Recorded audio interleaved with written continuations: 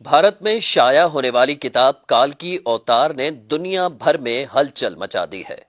اس کتاب میں یہ بتایا گیا ہے کہ ہندوؤں کی مذہبی کتابوں میں جس کال کی اوتار کا تذکرہ ملتا ہے وہ آخری رسول صلی اللہ علیہ وآلہ وسلم بن عبداللہ ہی ہیں۔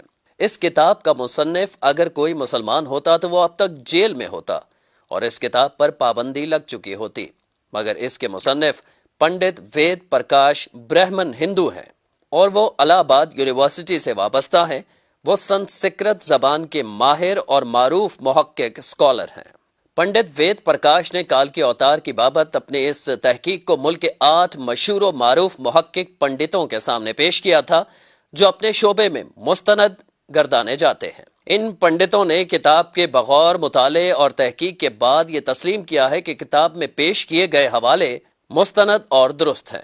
برہمن پنڈت وید پرکاش نے اپنی اس تحقیق کا نام کال کی اوتار یعنی تمام کائنات کے رہنما رکھا ہے۔ ہندوؤں کی اہم مذہبی کتاب میں دراصل یہ ایک عظیم رہنما کا ذکر ملتا ہے جسے کال کی اوتار کا نام دیا جاتا ہے۔ سو پنڈت وید پرکاش گہری تحقیق کے بعد یہ دعویٰ کرتے ہیں کہ اس کال کی اوتار سے مراد حضرت محمد صلی اللہ علیہ وآلہ وسلم ہے جو مکہ میں پیدا ہوئے۔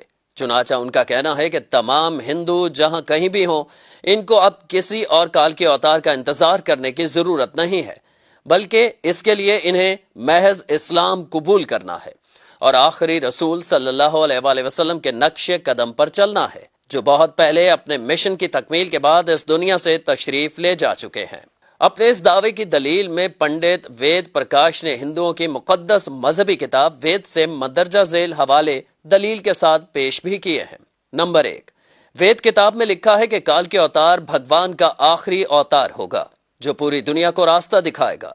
ان کلمات کا حوالہ دینے کے بعد پنڈت وید پرکاش لکھتے ہیں کہ اس پیش گوئی کا اطلاق صرف حضرت محمد صلی اللہ علیہ وآلہ وسلم کے معاملے میں درست ہو سکتا ہے۔ نمبر 2، ویدوں کی پیش گوئی کے مطابق کال کی اوتار ایک جزیرے میں پیدا ہوں گے اور یہ عرب علاقہ ہی ہے جسے جزیرۃ العرب کہا جاتا ہے۔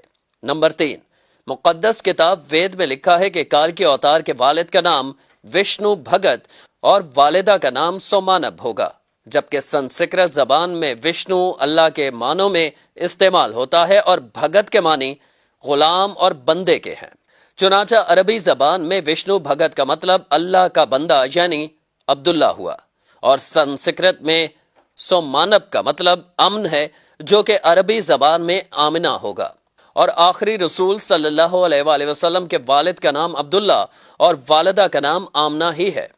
نمبر 4، وید کتاب میں لکھا ہے کہ کال کی اوتار زیتون اور کھجور استعمال کرے گا اور وہ اپنے قول و قرار میں سچا اور دیانتدار ہوگا، اور یہ دونوں پھل حضور اکرم صلی اللہ علیہ وآلہ وسلم کو مرغوب تھے، جبکہ آپ سچائی اور دیانتداری میں تو اس حد تک معروف تھے کہ مکہ میں محمد صلی اللہ علیہ وآلہ وسلم کے لیے صادق اور امین کے لقب استعمال کیے جاتے تھے۔ نمبر 5، وید کے مطابق کال کی اوتار اپنی سرزمین کے معزز خاندان میں سے ہوگا، اور یہ بھی محمد صلی اللہ علیہ وآلہ وسلم کے بارے میں سچ ثابت ہوتا ہے کہ آپ قریش کے معزز قبیلے میں سے تھے جس کی پورے عرب میں عزت اور شام و عراق میں پہچان تھی۔ نمبر 6، ہماری کتاب کہتی ہے کہ بھگوان کال کی اوتار کو اپنے خصوصی قاصد کے ذریعے ایک غار میں پڑھائے گا۔ اس معاملے میں یہ بھی درست ہے کہ محمد صلی اللہ علیہ وآلہ وسلم مکہ کی وہ واحد شخصیت تھے جنہیں اللہ تعالیٰ نے غار حرا میں اپنے خاص فرشتے حضرت جبرائیل کے ذریعے تعلیم دی۔ نمبر 7، ہمارے بنیادی عقیدے کے مطابق بھگوان کال کی اوتار کو ایک تیز ترین گھوڑا عطا فرمائے گا جس پر سوار ہو کر وہ زمین و آسمانوں کی سیر کرائے گا، اور محمد صلی اللہ علیہ وآلہ وسلم کا براق پر معراج کا سفر اس پیشگوئی کا مصداق بن کر اسے آپ کی بابت ہی درست ثابت کرتا ہے۔ نمبر 8، نیز لکھا ہے کہ ہمیں یقین ہے کہ بھگوان کال کی اوتار کی بہت مدد کرے گا اور اسے بہت قوت عطا فرمائے گا، اور ہم یہ جانتے ہیں کہ جنگ بدر میں اللہ نے محمد صلی اللہ علیہ وآلہ وسلم کی فرشتوں سے مدد فرمائی۔ نمبر 9، ہماری ساری مذہبی کتابوں کے مطابق یہ پیش گوئی ملتی ہے کہ کال کی اوتار گھوڑ سواری، تیر اندازی اور تلوار زنی میں ماہر ہوگا۔ پنڈت وید پرکاش نے اس پیش گوئی پر بڑا خوبصورت تبصرہ کیا ہے جو بڑا اہم اور قابل غور ہے۔ وہ لکھتے ہیں کہ گھوڑوں، تلواروں اور نیزوں کا زمانہ بہت پہلے گزر چکا ہے۔ اب تو ٹینک، توپ اور میزائل جیسے ہتھیار استعمال میں ہیں۔ لہٰذا یہ عقل مندی نہیں ہے کہ ہم اس دور جدید میں تلواروں، نیزوں اور برچھیوں سے مسلح کال کے اوتار کا انتظار کرتے رہ جائیں۔ حالانکہ حقیقت یہ ہے کہ مقدس کتابوں میں کال کے اوتار کے واضح اشارے حضور صلی اللہ علیہ وآلہ وسلم کے بارے میں ہیں، جو ان تمام حربی فنون میں کامل مہارت رکھتے تھے۔ ٹینک، توپ اور میزائل کے اس دور میں گھڑ سوار، تیغ زن اور تیر انداز کال کے اوتار کا انتظار نری حماقت ہے۔ اس کو اتنا پھیلائیں کہ ساری دنیا کے ہندو کلمہ پڑھ کر اللہ تعالیٰ کے حضور سچی توبہ کر کے جنت میں جانے والے بن جائیں۔